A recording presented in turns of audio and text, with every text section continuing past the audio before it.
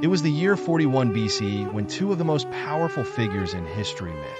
Cleopatra, the brilliant and charismatic queen of Egypt, and Mark Antony, the fierce Roman general. They didn't know it yet, but their love would shape the fate of empires. Cleopatra, dressed in royal attire with gold jewelry, stood confidently in her lavish palace, filled with Egyptian art and luxurious decorations.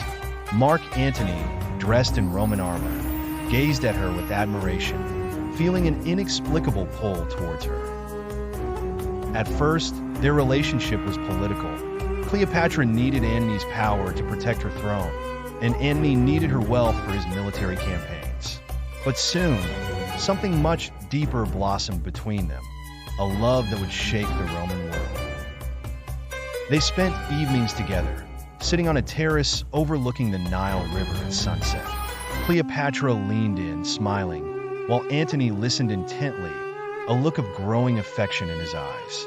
The glowing orange sky and the calm waters of the Nile became witnesses to their budding romance. Together, they became a formidable force.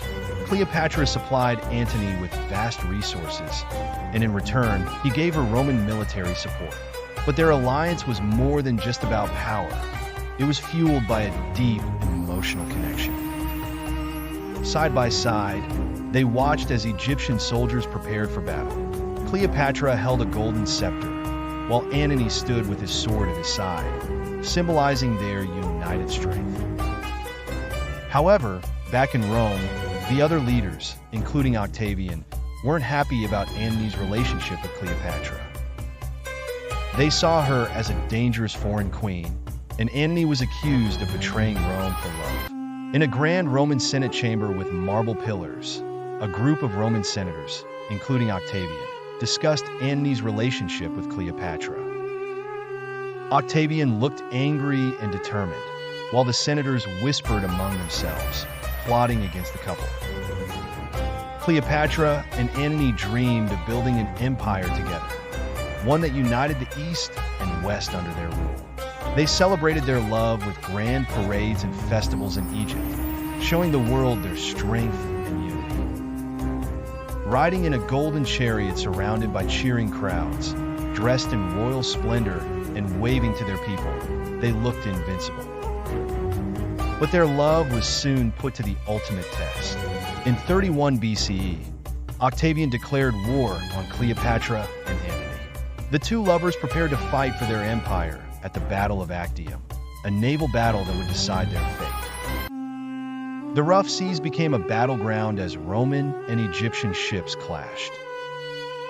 Cleopatra and Antony were on board a large Egyptian ship, looking determined as they braced for the fight of their lives.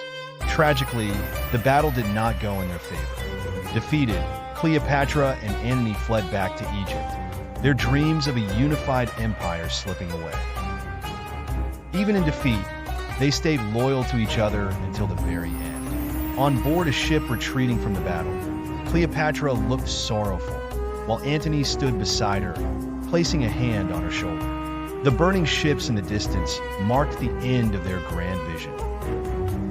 Surrounded by Octavian's forces in Egypt, Cleopatra and Antony faced a grim fate. Rather than be captured, Antony tragically took his own life, believing Cleopatra had already done the same. When Cleopatra learned of his death, she too chose to end her life, famously using an ASP, a poisonous snake.